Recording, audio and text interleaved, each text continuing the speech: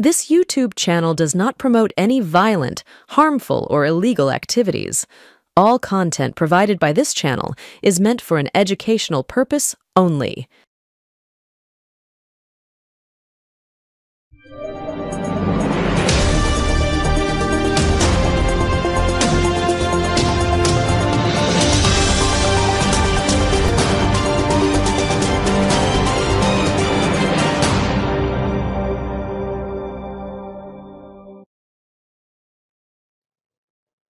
সুপ্রভাত, নমস্কার, আসসালামু আলাইকুম।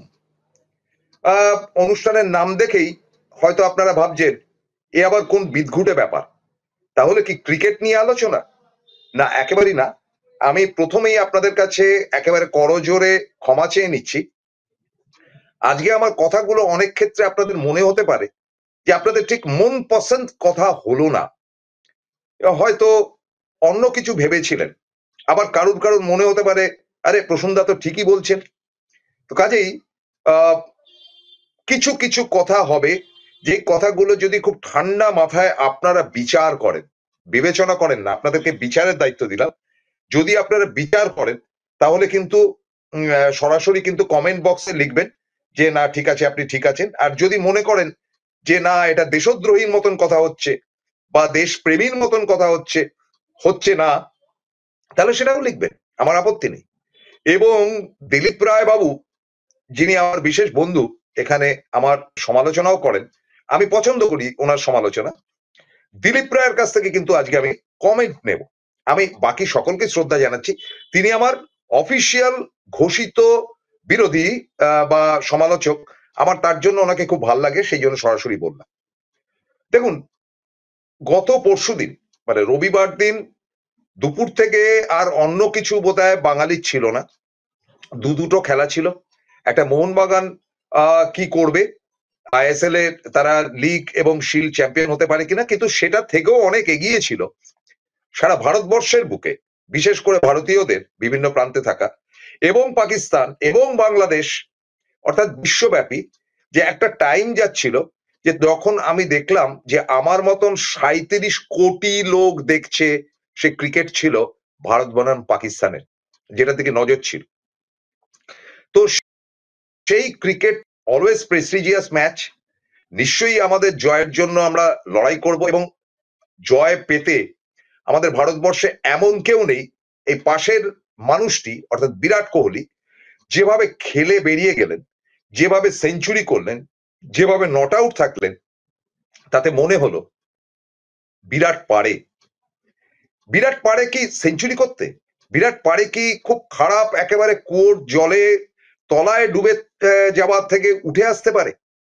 এবং বিরাট কি পারে যে ভয়ঙ্কর খারাপ সমালোচনা সারা ভারতবর্ষের ক্রিকেট প্রেমীদের কাছ থেকে পেতে পেতে যখন তিনি একেবারে নাস্তা নাবুদ হয়ে গেছেন, তখন তার সেরা খেলাটি বেরিয়ে আসে? এরকমটা কি বিরাট পারে?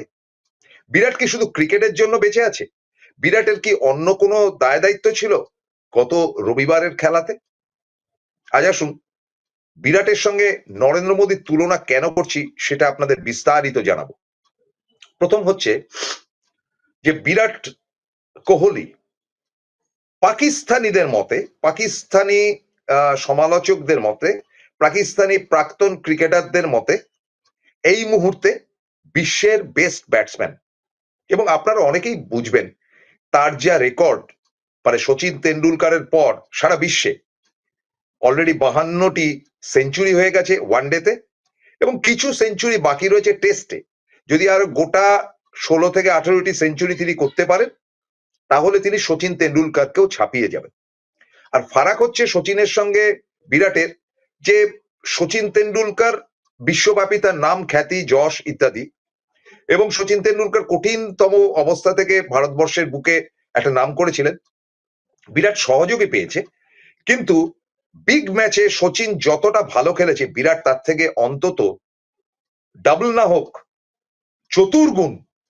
চতুর্গুণ ভালো খেলেছে বিগ ম্যাচে, যে ম্যাচগুলোতে ভালো খেলা দরকার। কারণ আমরা দেখেছি যে বিশ্বকাপ 2003-এর ফাইনালে সচিন খেলতে পারেননি।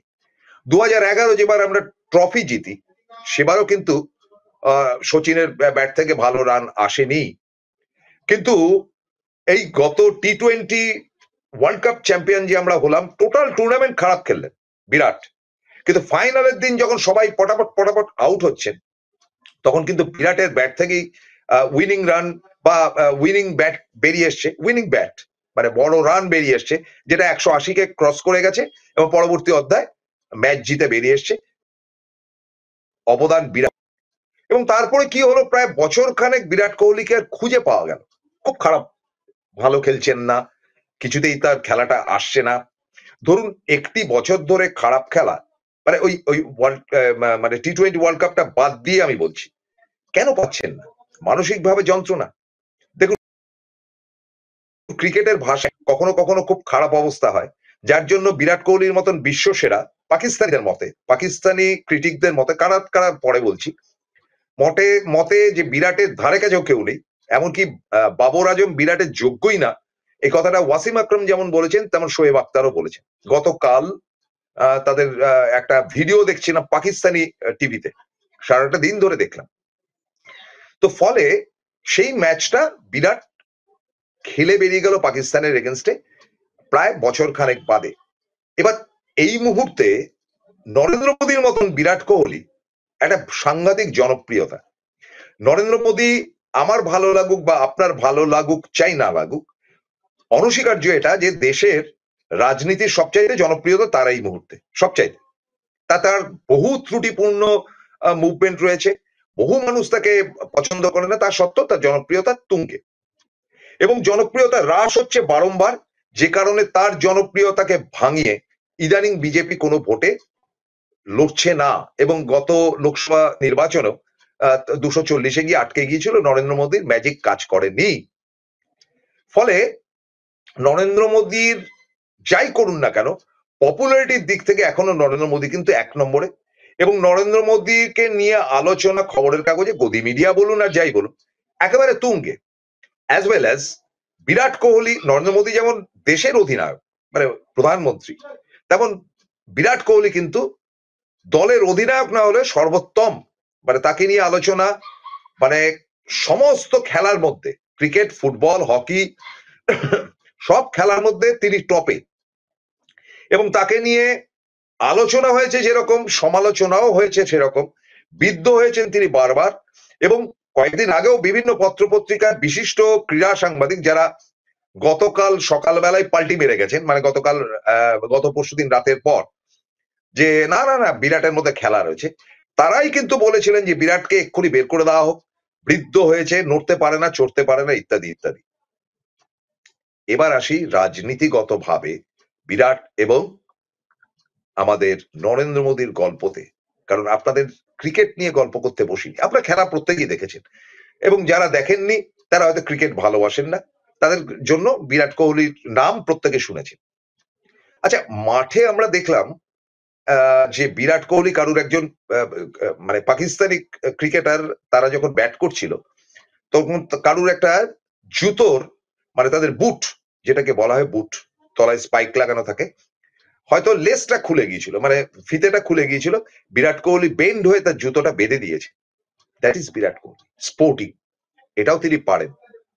বিরাট কোহলি সেঞ্চুরি করার পর, মানে মাঠ থেকে বেরিয়ে আসার সময় দূর থেকে দেখা গেল পাকিস্তানি প্রাক্তনীরা উঠে দাঁড়িয়ে করতালি দিচ্ছে বিরাটকে, আর বিরাট বেরিয়ে আসছে, আসবার সময় হাত জড়িয়ে ধরছে পাকিস্তানি খেলোয়াড়দের, নেক্সট টাইম, বারবার বলছে নেক্সট টাইম, মানে এরপরে তোমরা ভালো খেলো।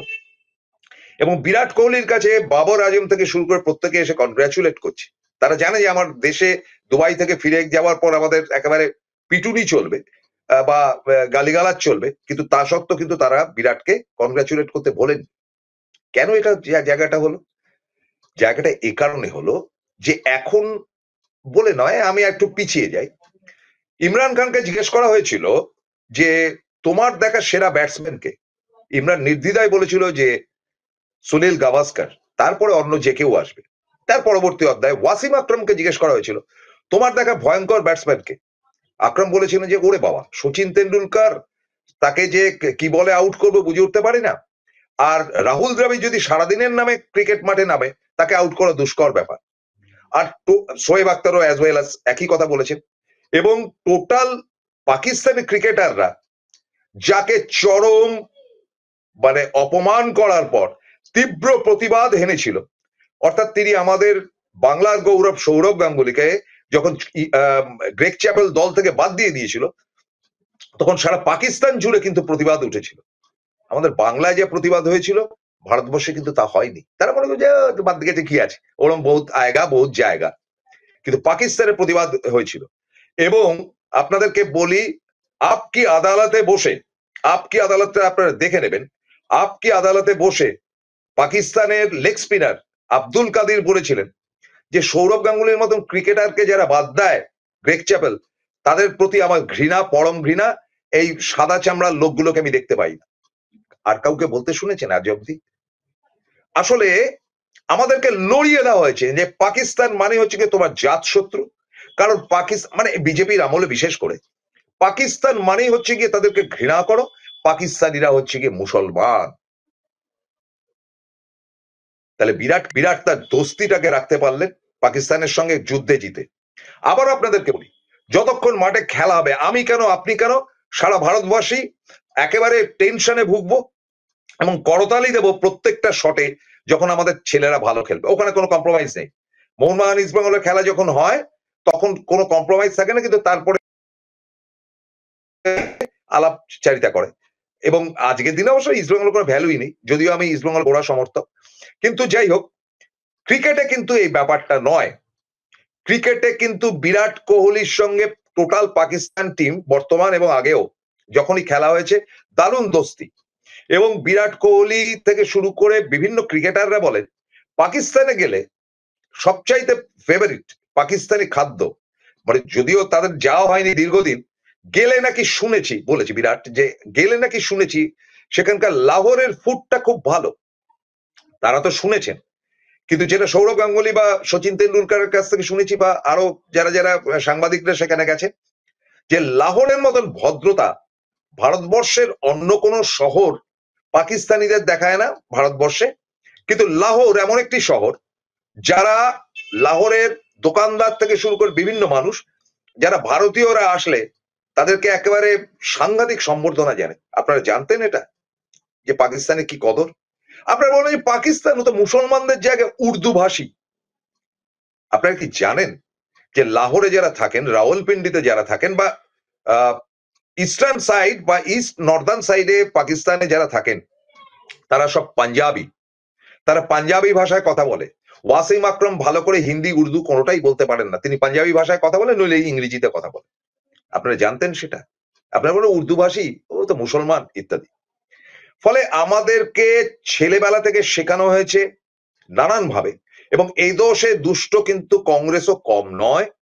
যদিও সেটাকে সঠিকভাবে দেখুন, ডিভাইড হয়েছে 1947 সালে, এবং তারপরে পূর্ব পাকিস্তান পশ্চিম পাকিস্তান হয়েছে। পশ্চিম পাকিস্তানে যে সুবিধাটা ছিল যে মানে যে হিন্দু বা শিখরা ওই দেশ থেকে এদেশে চলে আসে, এদেশ থেকে যারা চলে গিয়েছিল তাদের বাড়িঘর দরগুলো এরা নেয়। আবার এদের ছেড়ে যাওয়া মানে পাকিস্তানিদের ছেড়ে যাওয়া ঘর দরগুলো যেমন শিখ এবং হিন্দুরা এসে দখলদারি নেয়, সেরকম পাকিস্তানে যাই হিন্দু আর শিখেরা ছিল তাদের বাড়িঘর দর যে ছেড়ে আসে, সেখানে গিয়ে কিন্তু দখলদারি নেয় এদেশ থেকে যাওয়া মুসলমানরা। এবং এই দাবা নেওয়ার মধ্যে প্রচন্ড ব্যথা এদেশে যেই পাকিস্তানিরা ছিল, যেমন মুস্তাক মোহাম্মদের বাবারা ছিলেন এদেশে, তারা যেতে চাননি, যেতে হয়েছে। আমরা গরম হাওয়া বলে MS-70 একটা সিনেমা দেখেছিলাম, তাতে একটা জিনিস দেখানো হয়েছিল যে এদেশ ছেড়ে বহু মুসলমান ওদেশে যেতে চাননি, তারা এদেশটাকে ভালোবেসেছে। আবার ওদেশ থেকে বহু মানুষ এদেশে আসতে চাননি, তার অন্যতম একজন হচ্ছে রাজ কাপুরদের ফ্যামিলি। তারা বলেছে যে আমরা পেশোয়ারে দারুণ আছি, আমরা কেন যাব ওই দেশে, কিন্তু আসতে হয়েছে, দেশ বিভাগের যন্ত্রণা নিতে হয়েছে। কাজেই আমাদেরকে যেটা শেখানো, যে বিশেষ করে গেরুয়াপন্থীরা, এবং একেবারেই সে শ্যামাপ্রসাদ মুখার্জির আমল থেকে একটা ঘৃণা ছড়িয়ে দেওয়া হয়েছে যে ওরা মুসলমান, ওই দেশটা মুসলমানদের দেশ, ওদেরকে ঘৃণা করো। যে মিথটা বিরাট কোহলি সেঞ্চুরি করে পাকিস্তানকে হারিয়ে তাদের জড়িয়ে ধরে তাদেরকে ভালোবেসে তাদেরকে আদর করে তাদের প্রশংসা করে, কিন্তু যেটা পারেন সেটা নরেন্দ্র মোদী পারেন না। এই না পারার জায়গাটাতে শেখার আছে। আবারও বলি, দৃশ্যটা দেখছেন তো আমার ডান দিকে, দৃশ্যটাতে কি রয়েছে? নরেন্দ্র মোদী এবং পাকিস্তানের প্রাক্তন বা এখন তো তিনি সর্বে সর্বা প্রধানমন্ত্রী নওয়াজ শরীফ। নরেন্দ্র মোদী কিন্তু গিয়ে হাজির হচ্ছেন, নরেন্দ্র মোদী কিন্তু নওয়াজ শরীফের সঙ্গে দেখা করছেন এবং বিদেশ থেকে ফেরার পথে প্ল্যানিং নেই, কিচ্ছু নেই, হঠাৎ করে তার ফ্লাইটটিকে তিনি রাওয়ালপিন্ডিতে ডাউন করে তিনি চলে গেলেন, জড়িয়ে ধরলেন নওয়াজ শরীফকে এবং সেখানে তিনি মিটিং করলেন এবং নওয়াজ শরীফের মেয়ের বিয়ে না ছেলের বিয়ে ছিল, সেখানে তিনি দিব্যি গাজরের হালুয়া খেয়ে চলে এলেন। তাহলে ভারতবর্ষ যাবে না কেন? ভারতবর্ষের বাকি খেলোয়াড়রা সেখানে খেলতে যাবে না কেন? কেন চ্যাম্পিয়ন্স ট্রফি থেকে বদমাইশি করে আমাদের মানে যারা কর্মকর্তা তারা দুবাইয়ে খেলাটা নিয়ে গেল? উত্তর আছে কি? এটাতে পুরোপুরি রাজনীতি এবং রাজনীতিতে আমাদের দেশের হিন্দু কমিউনিটিকে ঘৃণা করতে শেখানো হচ্ছে এবং ঘৃণাটা করা হচ্ছে পুরো প্ল্যান ওয়াইজ। নরেন্দ্র মোদী যেতে পারে, নরেন্দ্র মোদী গল্প করতে পারে, কিন্তু এই নরেন্দ্র মোদী এবং সহযোগীরা এখন ইদানিং তারা মুখে মুখে বলবে পাকিস্তান মে চলা যাইয়ে, পাকিস্তান ইয়ে কর রা হ্যায়, পাকিস্তান ও কর রহি হ্যায়, এই কথাগুলো নিয়মিতভাবে তাদের মুখে শুনি। কিন্তু এটার পেছনে রয়েছে বিরাট ষড়যন্ত্র। সেই মুখোশটি আজকে খুলবো। সঙ্গে থাকুন, একটা বিরতিতে যাচ্ছি, ফিরছি খুব দ্রুত। Found Kolkata's first ever sweet shop serving so unique items like Dab Malai Curry, Motichur Truffle, Gajor Borfi, Dab Kalakand, and I had to try them. শুধু তাই নয়, শক্তিগড়ের ল্যাংচা, বর্ধমানের সীতাভোগ, মালদার পোস্তকদম, বহরমপুরের ছানা বড়া, এগুলো সবকিছু খেতে হলে আর এত দূরে যেতে হবে না। সুন্দরিনী ন্যাচারালসে পেয়ে যাবে পশ্চিমবঙ্গের বিখ্যাত 10টা জেলার মিষ্টি all under the same roof.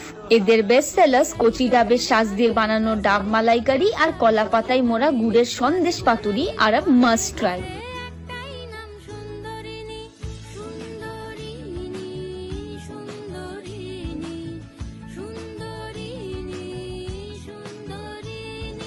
জয়গুরু রত্নভান্ডার জ্যোতিষ সীমা, এখানে গোল্ড মেডেলিস্ট জ্যোতিষী বসেন। হাই কোয়ালিটির আসল গ্রহরত্ন সবচেয়ে কম দামে এখানে পাওয়া যায়। স্থান বেলঘড়িয়া, রানী পার্ক, বটতলা, 2 নম্বর রেলগেটের নিকটে। 9681345722 এবং 9007778922।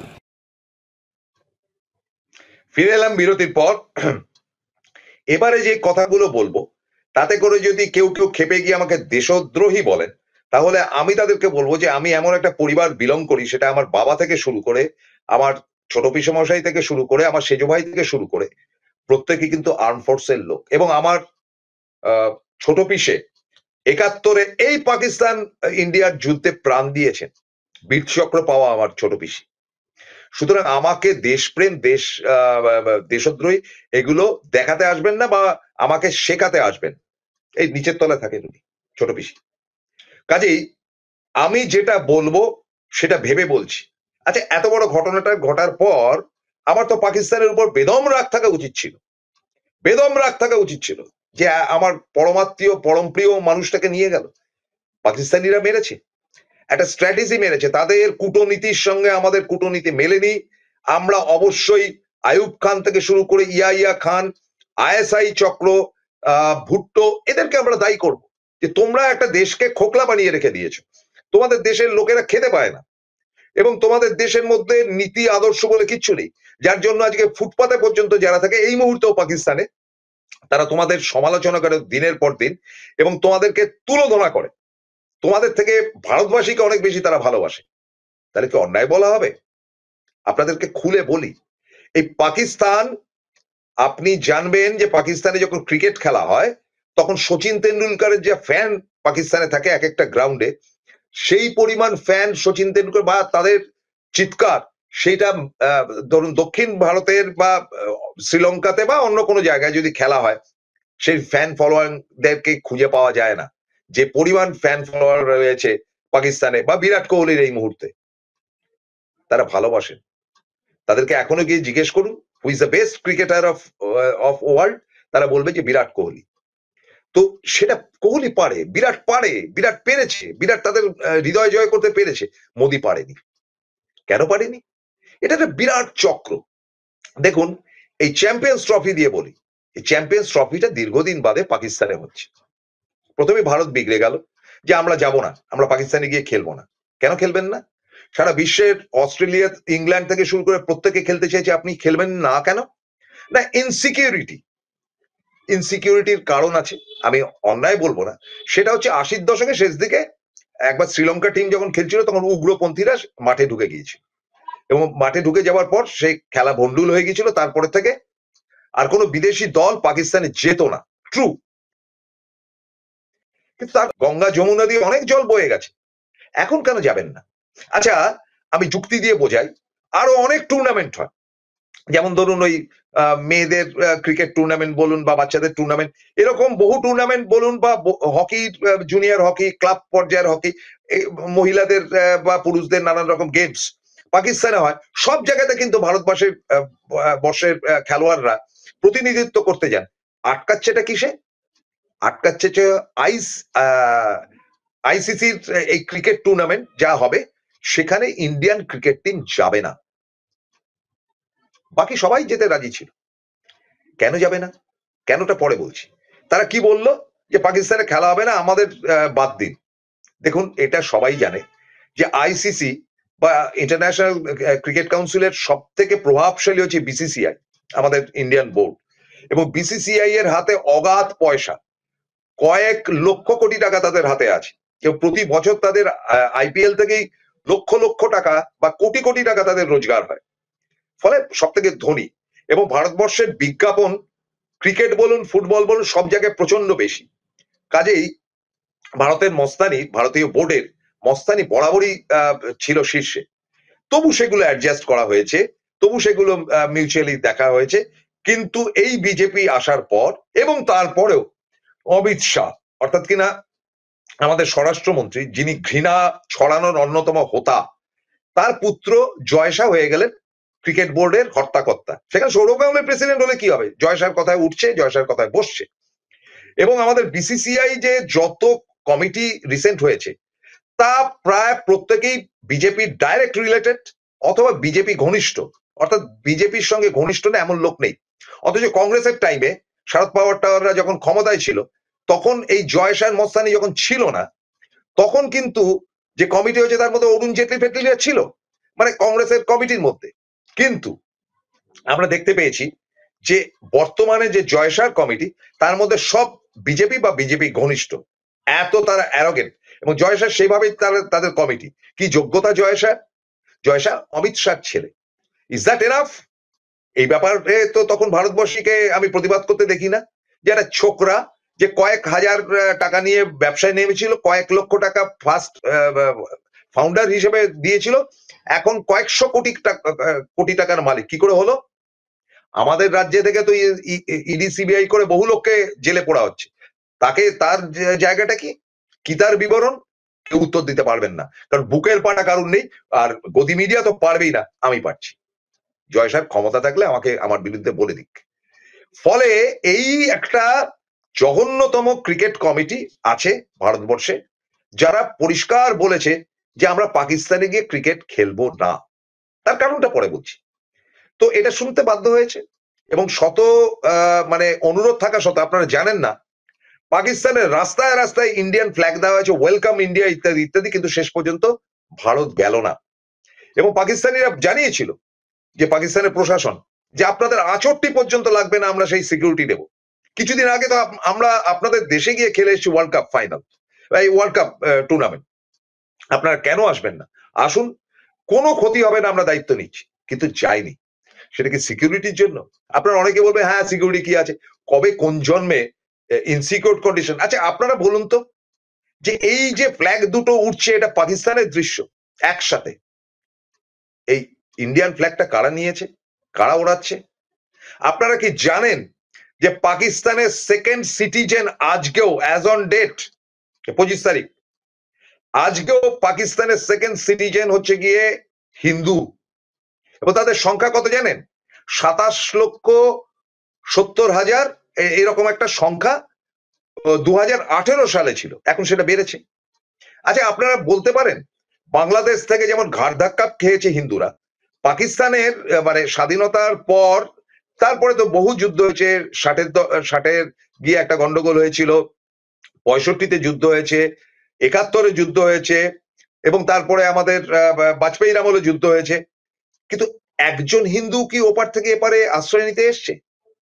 একটি হিন্দুও আসেনি। তার কারণটা হচ্ছে পাকিস্তানে হিন্দুরা সিকিউর, সেখানে মন্দির আছে, ঘোরাফেরা, বিশেষ করে লাহোরে যারা থাকে তারা তো কাপ্তান, এবং দানেশ কানোরিয়া সেই জন্যই পাকিস্তানের হয়ে ক্রিকেট খেলতে নামেন। আমাদের দেশেও বহু মুসলমানরা নামেন, কিন্তু তাদের ইনসিকিউরিটি কিচ্ছু নেই। ও দেশে থেকে তারা নিজেদেরকে পাকিস্তানি মনে করে। সেই হিন্দু মুসলমান দিয়ে দেশ বিচার করা যায় না। আমাদের দেশে যে মুসলমানরা থাকে তারা মুসলমান হিসেবে খ্যাতি লাভ করে না, তারা ইন্ডিয়ান হিসেবে খ্যাতি লাভ করে। ফলে এই ঘৃণাটা এই দেশে তৈরি হয়েছে, ওই দেশেও হয়তো করতে পারে। আমি আমার দেশকে নিয়ে আলোচনা করব যে এই বিজেপি আসার পর তারা এমন ভাবে জায়গা তৈরি করলো এবং তারা এটা এস্টাবলিশ করলো যে মুসলমান মানে খারাপ আর মুসলমান মানে পাকিস্তান। কিছু হলেই বলবে যে আরে তুমি তো দেশদ্রোহী, পাকিস্তানে চলে যাও। যেন ওদের বাবার জমিদারি ভারতবর্ষটা বাপের জমিদারি। বলেটা কি করে? প্রতিবাদ ওঠে না কেন? আমি তো বললাম যে এগুলো ধান্দাবাজি, এবং এই হিন্দুত্বটাকে ধরে রাখার জন্য ইনসিকিউরিটি কথাই যদি আপনি বলেন, তাহলে এই যে কুম্ভ মেলার যে ঢপবাজিটা চলছে, যেখানে কে আইটিআই বাবা না কে বলেছিল যে পাকিস্তান জিতবে, সে পাল্টি মেরে গেছে। এই আইআইটি বাবা তো এইসব লোক তো সব মোদি স্পন্সর লোক বা যোগী স্পন্সর লোক। তারা গাঁজা খাচ্ছে, দিব্যি কোটি কোটি টাকা রোজগার করছে কুম্ভ মেলা থেকে, এবং একটা বাতেলা দিয়ে দিচ্ছে ও তো ইন্ডিয়া জিতবে, এই ইন্ডিয়া হারবে। সে পাল্টি খেয়ে গতকালই সে বলেছে না না ও এমনি আর কি মেরেছে। ওটাকে পায়ের, যেটা আমাদের পায়ের তলায় থাকে, সেটা দিয়ে পিটিয়ে জলে ফেলে দেওয়া হলো না কেন? ওই কুম্ভ মেলার এ ঢপবাজি করার জায়গা পাও না? তাহলে কি হয়? মোদি পারে না মানেটা কি? মোদি পারবে না, মোদি পারতে চায় না। কোহলি পারে আর আইআইটি বাবা ঢপবাজি করে, মোদি পারে না, কারণ মোদি চায় না। দেখুন, ওরকম চরম অপমানিত হয়ে আমেরিকা থেকে এলো, এবং আমেরিকা থেকে সম্প্রতি ডোনাল্ড ট্রাম্প বলেছে 27 লক্ষ বা 27 মিলিয়ন টাকা ভারতকে দেওয়া হয়েছে, মোদিকেই দেওয়া হয়েছে ইলেকশন পারপাস। কত বড় অপমান চিন্তা করুন। এ নাকি বন্ধু? সেখান থেকে পদে পদে অপমানিত হয়ে ভারতবর্ষে এসছেন। তিনি ভেবেছিলেন মোদির সঙ্গে দোস্তি করে পাকিস্তানের উপর হম্বিতম্বি করবেন, বাংলাদেশের উপর হম্বিতম্বি করবেন। একটাও সাকসেস হননি। উল্টে ব্যবসায়ীদের উপর চাপ সৃষ্টি করা হয়েছে, একেবারে নির্লজ্জ ব্যাপার স্যাপার হয়েছে। তো ফলে নরেন্দ্র মোদীর উচিত কি ছিল? যে আমার প্রতিবেশী পাকিস্তান, যেটা বাজপেয়ী পেয়েছিল, বাজপেয়ী যুদ্ধের পর, বাজপেয়ী কাশ্মীরের সেই যুদ্ধের পর নিজে বাস নিয়ে গিয়েছিলেন পাকিস্তানে। আরএসএস বেদম খেপেছিল, এবং আরএসএস এর খেপা এবং 2004-এ বাজপেয়ীকে হারিয়ে দেওয়ার পেছনে এই সংঘ পরিবারের বিরাট হাত রয়েছে। বাজপেয়ী সেখানে শুধু জানিনি, পাকিস্তানি সোলজাররা যেখানে প্রাণ দিয়েছে যুদ্ধে, তাদের মানে ইয়েতে স্ট্যাচুর সামনে বা ওখানে একটা প্রস্তরের মতন রয়েছে, সেখানে গিয়ে মালা পর্যন্ত দিয়ে এসছেন এবং বলেছেন যে পাকিস্তান কখনো আমাদের চিরশত্রু হতে পারে না, কারণ তারা আমাদের প্রতিবেশী। হিম্মত আছে, যে হিম্মতটা আর কেউ দেখাননি। কে? অটল বিহারী বাজপেয়ী, ঘোরতর আরএসএস করা, বিজেপির করা ভারতের প্রাক্তন প্রধানমন্ত্রী। সেই হিম্মতটা দেখাতে পারতেন না নরেন্দ্র মোদী, যে আমার চারিদিক থেকে আমি একেবারে আটকে যাচ্ছি? সেখানে তিনি গিয়ে মাথা নিচু করে পেছনে ডোনাল্ড ট্রাম্প সইটা করছে। এই তো অবস্থা। তো পাকিস্তানকে কি বন্ধুত্বপূর্ণ বাতাবরণ দেওয়া যেত না? তার মনে হলো তিনি বিয়ে খেতে চলে গেলেন। তিনি করতে চাননি, কারণ তার এখানে এ রাজ্যে বা এদেশে একটি মুসলমান ভোটেরও দরকার নেই। তার একটা মুসলমান সাংসদ, মুসলমান বিধায়ক কিচ্ছু নেই, সমস্ত হিন্দু আর খ্রিস্টান বোধহয় এক আধটা আছে পাছে, জানি না। কিন্তু তিনি কখনো চাননি যে মুসলিমরা মাথা চাড়া দিক বা তিনি বা তার দল, এবং সে কারণে পাকিস্তানকে চিরকাল ঘৃণিত বলেছেন। এবং পুলওয়ামা যুদ্ধ বা এই যে নানান রকম ঘটনাগুলো ঘটেছে, সেটা কতটা ক্রিয়েটেড এবং কতটা কি, সেটা দিয়ে সন্দেহের অবকাশ রয়েছে। এবার আর খেলতে পারেননি লোকসভার আগে, 240-এ আটকে গেছে। সুতরাং পাকিস্তানকে ঘৃণা করানো, পাকিস্তান বা তথাকথিত মুসলিমদের বিরুদ্ধে জেহাদ ঘোষণা করানো, এটা হচ্ছে স্ট্র্যাটেজি অফ নরেন্দ্র মোদী বা মোদী স্টাইল, অথবা তাদের দলের কীর্তি বলেই সেটা মনে করে বিশেষজ্ঞ মহল।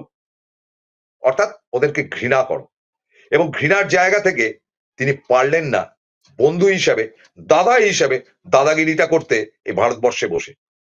পারলেন না বাংলাদেশের উপর কবজা রাখতে, পারলেন না নেপালের উপর, চরম হিন্দু রাষ্ট্র, চীনের আন্ডারে চলে গেল, পারলেন না ভুটানের উপর, যে ভুটান আমরা 10টা টাকা না দিলে না খেয়ে মরবে, পারলেন না মায়ানমারের উপর, পারলেন না শ্রীলঙ্কার উপর।